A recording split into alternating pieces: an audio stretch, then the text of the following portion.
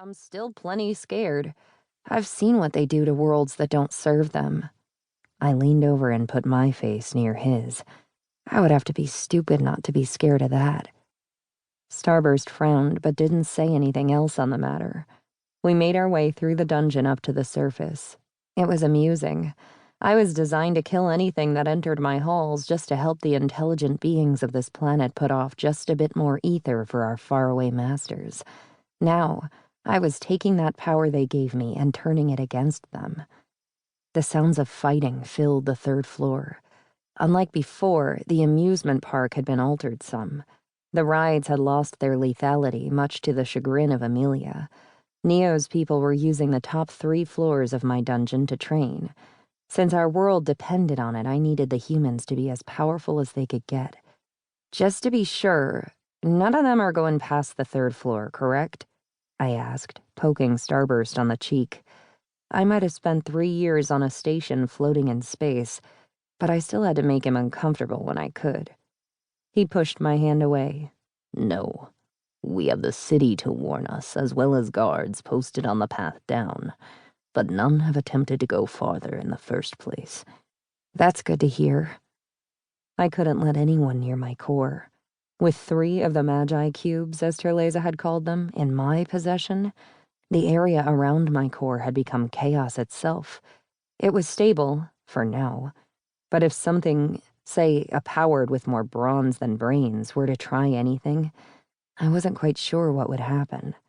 The Pacrix cube alone could trigger an event that would cause this world to cease to exist on the timeline. I preferred not to let that happen on my watch. The 2nd floor cave maze and the 1st floor mansion were both at capacity with combatants as well. Neo had been recruiting heavily the last few days to fill the ranks. I was happy to have him on our side. He was powerful and influential. That was a combination that was sorely needed in our group.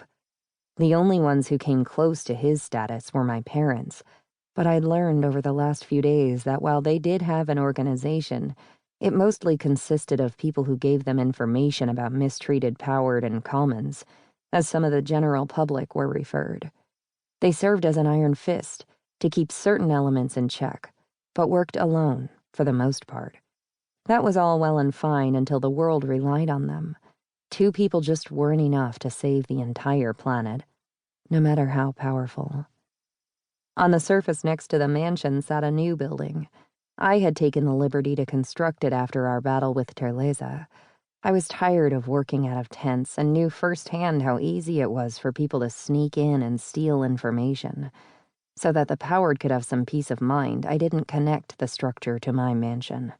While most of the powered who worked for my parents or Neo knew I was on their side, some of them found it hard to break old habits. Starburst and I teleported to a back room, then walked out into the command center. This place was quickly becoming the brain of our operations. Unlike down in the dungeon, this place was where my parents' organization shined. They were truly a well-oiled machine that kept people moving to where they were needed. I walked over to DJ Rhea, working with her mixer and a dozen-plus magical transparent screens to one side of the room. The doll was my eyes and ears around the city, not to mention inside the various different worlds that we would be going to over the next few days. She was scouting them out with disposable dolls before we sent actual people this time. We came back from our first trips, but it didn't take an expert to tell that we got extremely lucky. How are things looking, Rhea? Yo, mother in the house! The powered are working hard. Other organizations are starting to sense something is up, she replied with a rap. 4 worlds checked. Dead as last night's party. I narrowed my eyes at her. You threw another party? Nope, but I tried. Sighing, I just shook my head before walking back to the conference room where the others were waiting. Neo, Serena, my parents, Thomas, and Mercury were the ones I was comfortable with. They took up one side of the table. Serena, the version of Lance who'd experienced the future of the city when it was pulled into another dimension by the Pacrix cube, had fused with some sort of scaled monster. Not that she looked back. The monster had overpowered all the other parts that she'd been absorbing, giving her a much more singular figure. While she was clearly more powerful,